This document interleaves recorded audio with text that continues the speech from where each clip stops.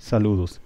Desde el Centro de Seguridad Social 101 en Campeche, la licenciada Atalía Chuc Domínguez y un servidor Julio César Pacheco García les damos la más cordial bienvenida a esta sesión informativa, misma que se efectúa en el marco de la primera semana de prestaciones sociales 2021. El día de hoy les platicaremos sobre la nutrición en el adulto mayor, tratando particularmente el tema de la malnutrición y su relación con los llamados síndromes geriátricos. El objetivo, como ya se puede intuir, es crear conciencia sobre la importancia del cuidado de la alimentación en el adulto mayor, enfatizando en cómo la malnutrición repercute en el desarrollo de los principales síndromes geriátricos. Para ello, empezaremos definiendo lo que estos síndromes son. Los síndromes geriátricos son cuadros patológicos que resultan de la conjunción de enfermedades con alta prevalencia en los adultos mayores y que ocasionan abatimiento funcional e incapacidad. Es ampliamente conocido que como parte del proceso de envejecimiento, diversas funciones de nuestro organismo se deterioran, lo que resulta natural y esperado. Sin embargo, en ocasiones, cuando la salud de la persona está comprometida, este deterioro se acelera, ocasionando que diversas enfermedades se presenten de forma simultánea, sumando sus efectos y deteriorando la salud a un ritmo más acelerado de lo normal. Entre los principales síndromes geriátricos podemos encontrar el síndrome de caídas, el síndrome de deterioro cognitivo, síndrome de inmovilidad, síndrome de úlceras por presión, síndrome de depresión, síndrome de incontinencia y por supuesto el síndrome de malnutrición, entre otros. Lo más importante para nuestro caso es entender cómo la malnutrición y los demás síndromes geriátricos se relacionan. Entonces, para ello necesitamos analizar qué es la malnutrición. Se entiende por malnutrición aquella condición fisiológica que resulta de un consumo insuficiente, desequilibrado o excesivo de los nutrientes esenciales para el desarrollo físico y cognitivo. En otras palabras, la malnutrición ocurre cuando nuestra ingesta de alimentos no aporta la cantidad y calidad de los nutrientes que nuestro cuerpo necesita para funcionar adecuadamente. Como ya se mencionó, la malnutrición puede darse tanto por insuficiencia de nutrientes, que no necesariamente de comida, como por exceso de estos. Y esto es un problema grave a nivel mundial que afecta a grupos vulnerables, entre ellos los adultos mayores, ya que para el 2014 se estimó que la malnutrición tenía un coste sobre la economía mundial en alrededor de 3.5 billones de dólares al año, estos principalmente relacionados con los servicios de salud. Como ya se advirtió, la malnutrición puede, y de hecho lo hace con bastante frecuencia, influir en la evolución de otras enfermedades crónicas y agudas en el adulto mayor. Por ejemplo, la malnutrición en su manifestación de desnutrición se relaciona con frecuencia con mayor incidencia de infección, un agravamiento de patologías crónicas, el retraso en la cicatrización de úlceras de presión y un alargamiento de los periodos de hospitalización. Mientras que en su vertiente de sobrepeso y obesidad implica mayor riesgo de enfermedades crónicas y mayor dificultad de movilidad y autonomía. Dado que los efectos de la obesidad son suficientemente bien conocidos, por el momento nos centraremos en la malnutrición por desnutrición.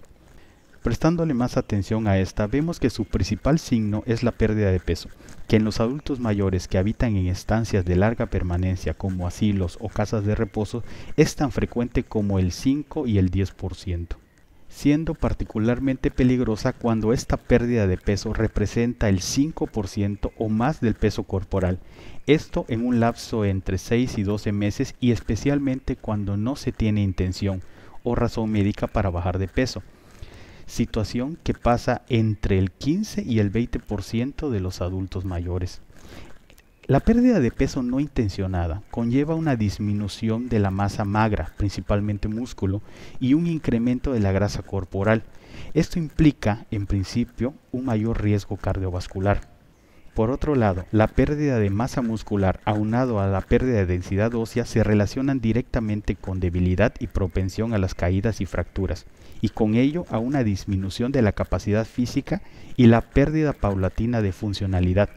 Es decir, la persona deja de poder hacer tareas cotidianas y poco a poco pierde movilidad, lo que a su vez incrementa la posibilidad de enfermar e incluso de morir.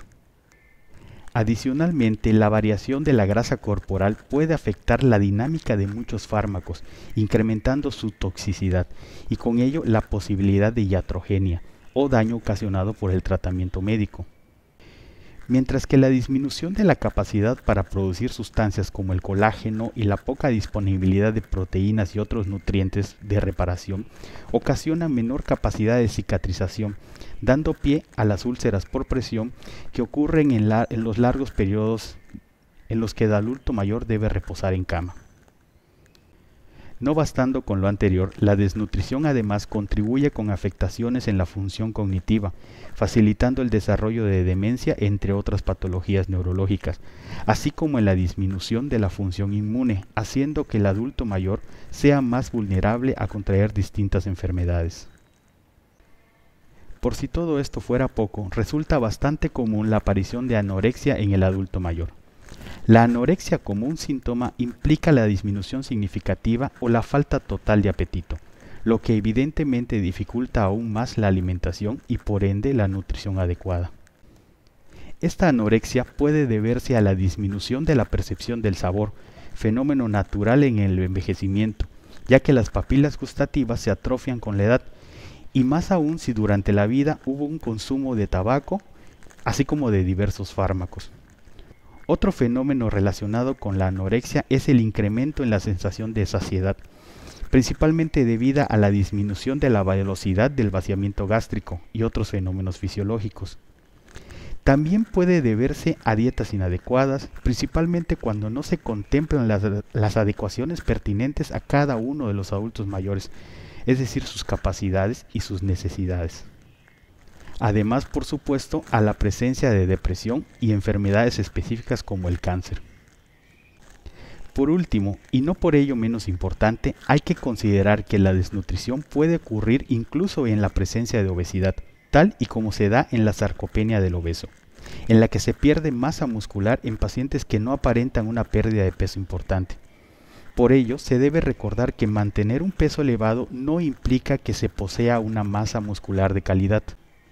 Los efectos en la salud en las personas en las que se da esta condición son importantes y se deben de considerar.